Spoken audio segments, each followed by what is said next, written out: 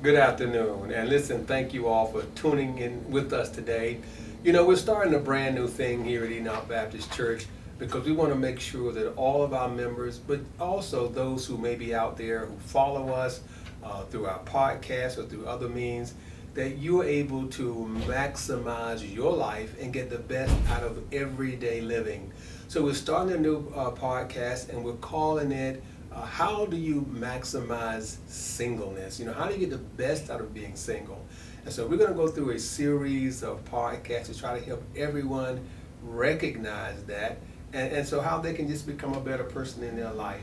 And so, you know, on behalf of myself, the pastor of Enoch Baptist Church, and I'm going to let my co-host introduce herself and give you a few words as well. All right, thank you, Dr. Daniels. I'm Angelia Richardson, and of course, basically, I'm a master life coach as well. And I feel as if God has really brought this topic to me based on my season of singleness and the things that I have experienced as of these last couple of years, and basically doing the work while we wait. Okay. Now, let me ask you this. You know, when we talk about maximizing your singleness, right? What I have found is that a lot of single people, especially women, and I'm not trying to, downplay Yes, women because you all are beautiful people, but what I've noticed is that oftentimes single women, especially those who have children, don't maximize being single. You know, That's correct. what oftentimes they do is this: they spend their time devoted to their children, which I'm not saying you should not.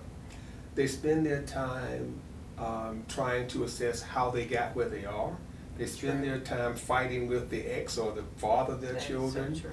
And so when it comes to getting their life and benefiting their life, it seems like to me they lose a lot. So what do you think, how should we help them to kind of refocus and take a reset so they can start to say, hey, listen, I may be single, I may have these children, but I still have a life to live, and I still have a God to serve. So how can we help them maximize their ability to enjoy what God is giving them? Well, what I will say is this: I totally agree with what you're saying. We tend to focus on our children, we focus on everything but ourselves. And I can say that for myself, my kids they're adults. And I'm just learning or starting to develop a relationship with God. I think if we start there, I honestly think if we start there, developing a relationship with Christ, surrendering completely to Him, at that point we can maximize that season of singleness. We can maximize not just a season of singleness, but our lives, period, in general. I didn't know Christ. Not having a relationship with Him in the way that I do now has cost me a lot of time, energy, and like you said, focusing on the ex, not really focusing, but maybe fighting with the ex. And the kids, they miss out on a lot because we're not focused on ourselves. If we don't take care of ourselves first, then we can't take care of the children in the way that they need so that they get the things that they need. It's just it's a domino of it's a negative effect, basically. Well, let me ask you this, because you know, when I'm counseling women, oftentimes what they'll say to me is, well, you know, you're a man, you know, you don't really get it. But what I'm trying to do is help them see, as a man, that, you know, I can give them some insight, because the person that becomes their adversary is a man. That's correct. You know, and so, you know, sometimes like I'll tell women, I'll say, well, you know, you have to understand, or you should understand, that while you're blaming the man, you did pick the man. That's right. That's right. You did pick him. So if you spend your energy blaming the man, then you kind of stop looking inwardly and say, why did I pick this kind of man? You know what I'm saying? I sure do. So am I wrong in that, or You're not wrong at all. okay? So You're not wrong at all. So help help the listeners and the lookers on to understand why it's so important to look inward sometimes and say, well, why am I attracting these kind of men? Well, it's important to look inward. First of all, if you've attracted this person, there's something about you that you're attracting wounded people, I should say, just like ourselves. And I can say that because I did for years, over and over and over again. And I didn't recognize the importance of doing my work. I didn't know what the work meant. Okay. So I didn't know how. I thought if I'm supposed to take some time in between each relationship, but when I took the time, that's it. That's all I did was just take some time. But I didn't do anything with that time to understand why I was selecting the same type of person, but a different face. And in my mind, I could point out why it didn't work with this person, why this relationship didn't work, or that one didn't work. But I'd yet to point the finger at me, to take a look on the inside of me, to recognize that I had a lot of healing that I needed to do from past years. So once I finally did that work, I started working on it. It's an ongoing process. I don't think we're ever done. Right. And now I can self-reflect. I'm more self-aware of the choices that I'm making. And that doesn't mean I won't mess up or trip up, so to speak. But I don't fall as far. I recognize it now before I get to a point of, I just not really no return, but before it's really done damage, so to speak. Well, help me to understand this point too, because we're talking about being single. Okay. And oftentimes there's a difference between being alone and being lonely, right? That's true. Yes. Is there something about the emotional makeup of a woman that drives her to say that being single is not the best option? As far as I'm concerned, yes. I think it takes a special person to be single and be okay with it, just like Paul was in the Bible. And I will say, for a woman, I can speak on my personal experiences. It can be difficult, especially if you think about what we just went through with COVID and being on lockdown, so to speak. I was one of those people that had to go into the office every day, so I was able to still interact with my coworkers. But there are a lot of people that don't, and they're home, they're single, they don't have anyone there. So for a woman, we're looking for that emotional connection. We need that. At least I know I do. Well, you know what, and I think what you said probably rings true, and I think that's a different dynamic, between the men and the women, because most of the men don't necessarily need an emotional connection, right? And so whereas a man will view being single as a positive, a woman might view single as a negative. Exactly. And I think that's one of the things that makes it more difficult for a woman to, as we say, if you're going to maximize your singleness, maybe you have to first come into grips with being single is not a bad thing. That's true. You know, that being single can be a positive thing. And like as you said, mentioned with Paul, Paul indicated that if you are married, right, then you really have to give yourself to that person. That's true. Which really kind of takes away from giving yourself totally to God.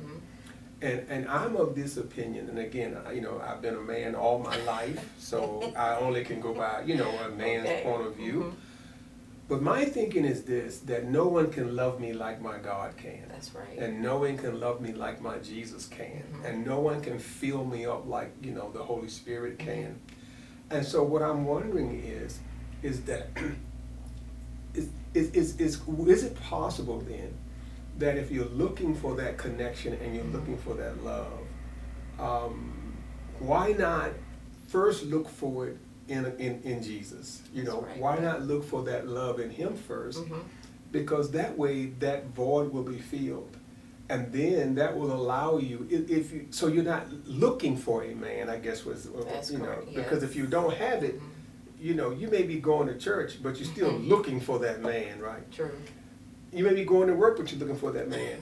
But if you have that love on the inside, you can enjoy life being single. And I'm just wondering, because I get the impression that it's hard for women to really enjoy life being single, because there's always a sense that I need to be with somebody.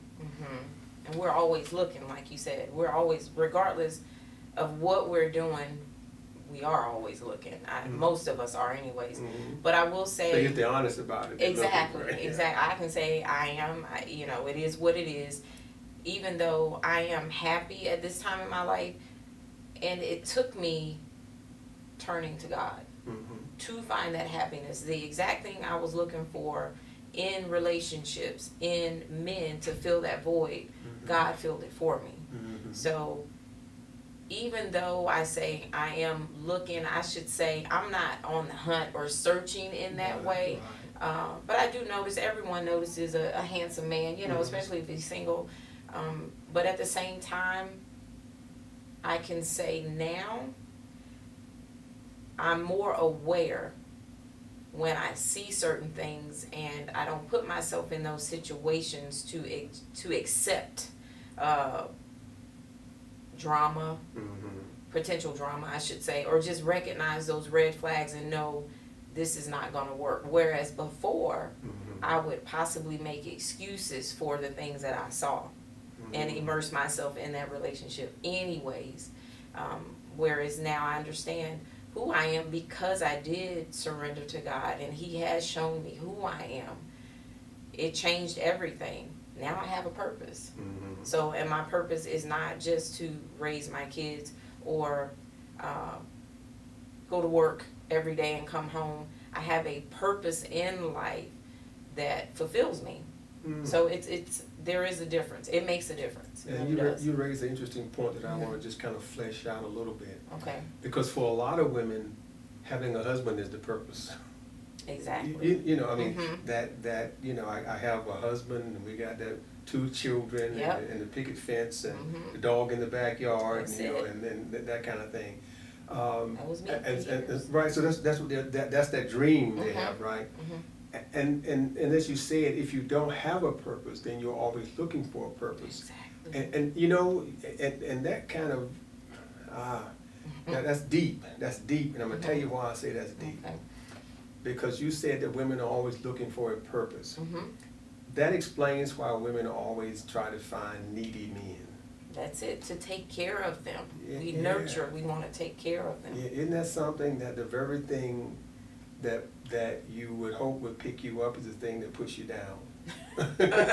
That's true. You know, because you feel purpose driven. Yes. You see a man that needs some help, and that gives you a purpose, because now he has potential. Let me help him fulfill his potential, right?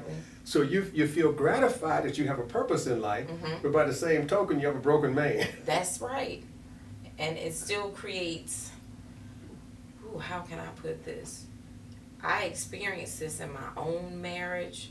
You see the potential there, yet you don't know what to do with it. Neither of you do. If you're not healed and whole already before you come together, there's a lot of potential there between the two of you, but you just can't seem to bring that thing together like it needs to be. It doesn't fit like a puzzle like it would is if you were following Christ and allowing Him to lead the way.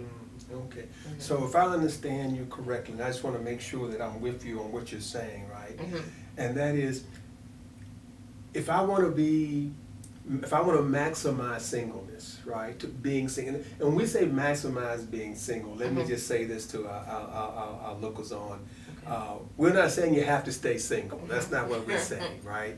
You know, certainly Bible says man was not meant to live alone, right? Correct. Yes. What we're saying is that if you are single, right, don't think that that's a bad place to be. Exactly. Right? Exactly. And you can still have a fulfilling life. You can still have a wonderful time. You can enjoy life, and in fact, you can grow and prosper. Yes, right? most definitely. And so that's, I just want to put that on the table. All right. So if I understand you correctly, then you're saying that in order for the starting point of maximizing my singleness is repairing myself. Correct. Right? That's Is That's that it. I have to look inwardly and say, where am I broken? And then start to repair me. Yeah. And I would guess, again, that's hard. I would think it's kind of hard sometimes to really take an honest look at yourself and say, what's wrong with me? It is. You It know. is difficult. So how do we start that process? I mean, how do we really genuinely start to look at ourselves and say, hey, it's me. I need to do I need to make some changes. Well, I will say this. For myself, I was tired. I got tired. It took me being sick and tired of myself and the decisions I was making, the outcome of the decisions, to finally stop. So I would say the first step is just to stop and recognize you have to own your own truth. A lot of people don't. We don't want to own our truths, and we're constantly pointing the finger outwards, like we said earlier, at our spouse or ex or whomever, and why it didn't work and what he didn't do. But what about what we're not doing? Because if we stop and own our truths, and God can't help us unless we're honest with ourselves. He already knows who we are, what's going on, but until we can be honest with ourselves, we can't be honest with Him. And once we're honest with ourselves and we're honest with Him, He can begin to heal and work on us from the inside out, if we will allow that. Wow. So I had to take that time and just kind of separate myself. I didn't really separate myself. He did it for me. That's when He took me into the wilderness and just began to work on me and show me different things about myself. And it can be painful, but it's rewarding as well. And you can actually just kind of sigh a breath of release once you begin to know who you are as a person and in Christ. So it makes a difference. Yeah, and that's again, you bring out such key points. So the process may not be easy then. That's what I hear you saying. It's not easy. It's not easy. It's not easy to look inwardly. Not at all. And that sometimes you might not like what you see, Nope. right? Nope. And that means sometimes there might be some pain, because sometimes you'll see yourself in a light that says, wow, I really don't like that part of me, right? Yes, I have. But this is a necessary thing if we're going to get through it. And then once you see who you are, I guess then that becomes the second part of not just healing from it, but to make sure you don't beat yourself up too much for where you were, right? Exactly. Okay, so how do we kind of reconcile the two? So recognizing that I was a part of the problem, but yet not get so down About it. Yeah, because I was a part of the problem. Well, what I will say is this: some of the things that I did see in myself, like you said, I didn't like it. At the same time, I'm thankful that God showed me who I was in some of those, because we're not perfect, none of us are.